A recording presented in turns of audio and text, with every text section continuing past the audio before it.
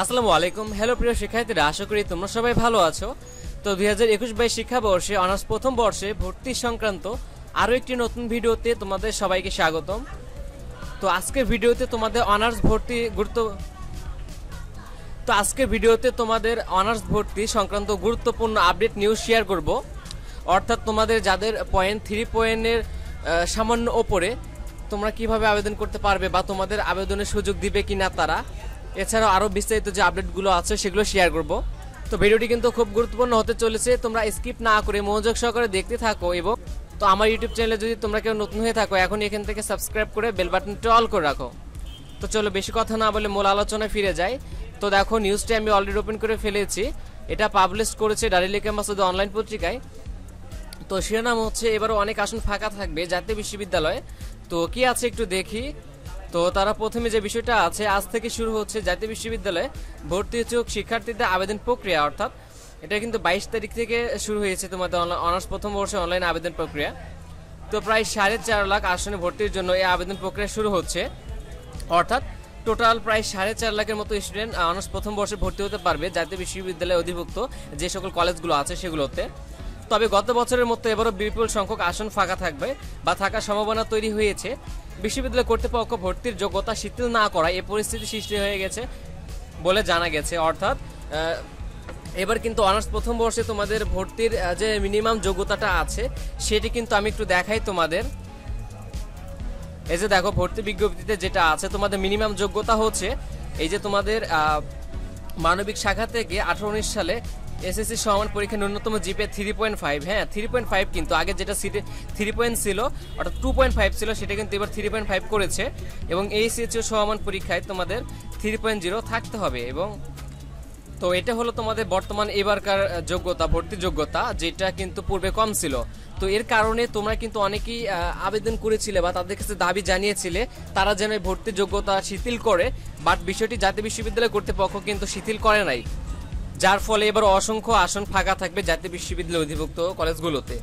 তো তারপর যে বিষয়টা আছে, সংশ্লিষ্ট সূত্রে জানা গেছে 2021 শিক্ষাবর্ষে জাতীয় বিশ্ববিদ্যালয়ে ভর্তির জন্য মোট আসন ছিল 4,36,000। তো এর মধ্যে প্রথম বর্ষে ভর্তি হয় 3,97,000 শিক্ষার্থী। প্রথম বর্ষে ফাঁকা ছিল প্রায় 39,000 আসন। তো 2021-22 শিক্ষাবর্ষে আবেদনের যোগ্যতা বিজ্ঞান ও ব্যবসা প্রশাসনের ভর্তির জন্য এসএসসি ও এইচএসসিতে চাওয়া হয়েছে ন্যূনতম জিপিএ 3.5। এছাড়াও মানবিক থেকে এসএসসিতে 3.5 ও এইচএসসিতে 3.0 চাওয়া হয়েছে।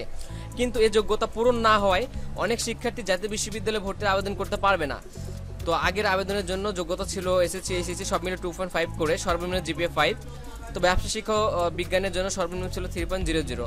তো দেখো, যেটা ছিল আগের আর এটা হচ্ছে বর্তমান তোমাদের ভর্তির যোগ্যতা, যার ফলে তোমাদের যাদের পয়েন্ট এর নিচে আছে, অর্থাৎ 3.2 বা 3.00 এরকম পয়েন্ট যাদের আছে, এরকম কিন্তু অনেক, হ্যাঁ, হিউজ পরিমাণ স্টুডেন্ট আছে যাদের কিন্তু 3.50 পরে নিচে আর কি তাদের পয়েন্ট।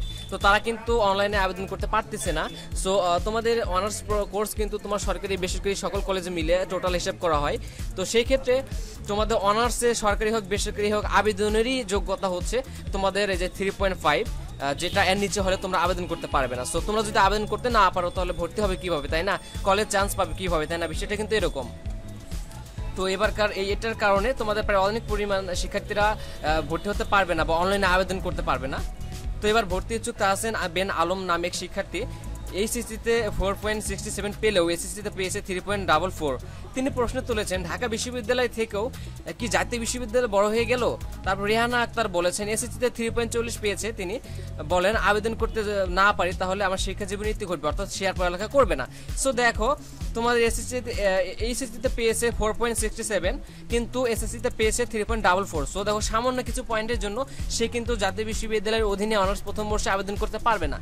তো এরকম কিন্তু অনেক পরিমাণ আছে, এবার অনেক পরিমাণ আছে 21-22 শিক্ষাবর্ষে। তো শিক্ষার্থীদের আসন ফাঁকা থাকার সাপেক্ষে ভর্তি করানোর দাবি জানিয়েছে তারা।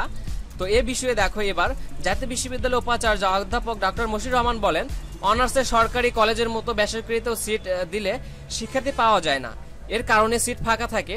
তো এছাড়াও অনেক সময় শিক্ষার্থী চলে যায়, জাতীয় বিশ্ববিদ্যালয়ে শিক্ষার মান নিয়ে প্রশ্ন আসে, এই কারণে যোগ্যতা সামান্য বাড়িয়েছি, তাদের শিক্ষা জীবনও শেষ হয়ে যাচ্ছে না।